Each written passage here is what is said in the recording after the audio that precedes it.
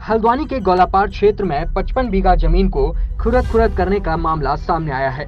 दरअसल RTI activist Ravishankar Joshi ने जिलाधिकारी को शिकायती पत्र देकर कहा कि गोलापार कुंवरपुर के पास 55 बीघा जमीन पर राजनेताओं व बड़े कारोबारियों ने जमीन को सरकारी अधिकारियों के साथ मिलकर खुर्द किया है। हल्द्वानी के कालाडूंगी चौराहा स्थित मिठास होटल में प्रेस वार्ता करते हुए रविशंकर जोशी ने कहा कि सारे सरकारी नियमों को ताक में रखते हुए सीलिंग एक्ट का उल्लंघन करते हुए तत्कालीन अधिकारियों ने करोड़ों रुपए के राजस्व का सरकार को चूना लगवाया और भूमाफियाओं के साथ साठगांठ करके सरकारी भूमि की बंदरबाट कर दी। रविशंकर जोशी ने तत्कालीन समय के अधिकारियों तथा भूमाफियाओं पर आरोप लगाते हुए कहा कि कैसे 55 बीघा जमीन एक व्यक्ति ने अनजान व्यक्ति को दान में दे दी और उसी अनजान व्यक्ति ने 1 महीने बाद 7 लोगों के नाम पर पूरी जमीन रजिस्ट्री करा दी। यही नहीं, इस जमीन को विनियमितीकरण करने का भी बड़ा खेल हुआ है। 55 बीघा जमीन में विनियमितीकरण करने के लिए सरकार को 1 पैसे का भी राजस्व नहीं मिला।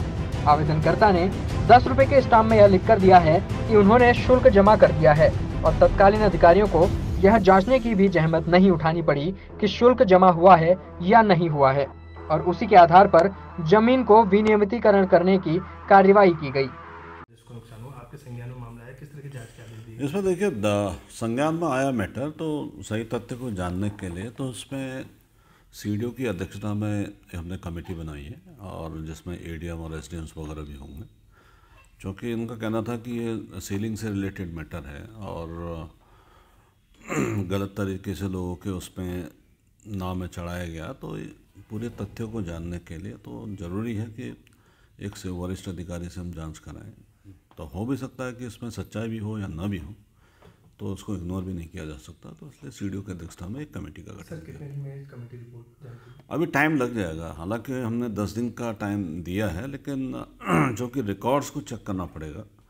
रिकॉर्ड्स में शुरू से लेकर लास्ट तक हमें देखना पड़ेगा। कहीं ऐसा भी हो सकता है कि रिकॉर्ड्स में उसको दूसरे ढंग से भी गोड़ा गाड़ी की गई हो, तो वो सारी चीज़ें चेक कर लेंगे। इसमें एक सिंपल एक जांच है। ये है हल्द्वानी से सटे हुए जो गोलापार क्षेत्र का है, तो मेन रोड से लगती हुई करीब 8 एकड़ ज़मीन है, करीब 50-55 बीघा की ज़मीन है और पूरे नियम जो सरकारी नियम है उनको मतलब उनको दरकिनार करते हुए ज़मीन विनियमितीकरण की गई थी।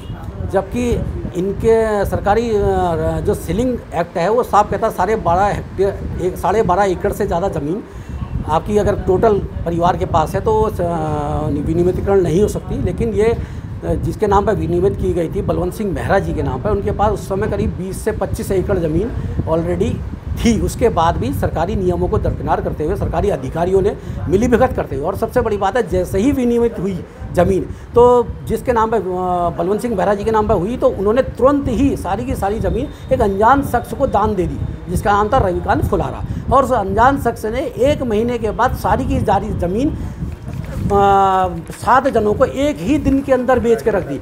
और लेने वाले थे उसमें हरेंद्र सिंह कुंजवाल जी, तत्कालीन विधानसभा अध्यक्ष गोविंद सिंह कुंजवाल जी का पुत्र दीपा धर्मवाल, ये तत्कालीन ब्लॉक प्रमुख श्रीमान जो वर्तमान में जिला पंचायत के उपाध्यक्ष भी हैं अनंत सिंह धर्मवाल जी की पत्नी मीनाक्षी अग्रवाल, ये हिमालयन स्टूडियो और नैनीताल मोटर के स्वामी हैं भूपेंद्र अग्रवाल, उनकी पत्नी है अरविंद सिंह मेहरा, खुद दान देने वाले के लड़के बलवंत सिंह मेहरा जी के लड़के हैं। ये इन्होंने खुद खरीदी ज़मीन। अजय गुप्ता, चेतन गुप्ता और अनीता गुप्ता, ये सब लोगों ने 7 जनों ने लेकर के कर दिया। और सबसे बड़ी बात है इस पूरे जो विनियमितीकरण का एक नियम है कि आपको 12.5 सर्किल रेट का 12.5% लगभग जमा करना पड़ता है नजराने के रूप में, टैक्स के रूप में। लेकिन वहाँ पर भी केवल एक 10 रुपये के स्टाम्प में लिख करके दे दिया गया है कि मैंने पूर्व में जमा कर दिया और प्रशासन ने आंख बंद करके कि आकाशवाणी की तरह सत्य ब्रह्म वाक्य मानते हुए उनकी बात को मान लिया और 1 रुपया जमा नहीं हुआ है। सरकार के कोष को करोड़ों की हानि हुई है और पूरी की पूरी लैंड, जबकि सबसे बड़ी बात थी 1991 में जिलाधिकारी नैनीताल द्वारा इसी भूमि को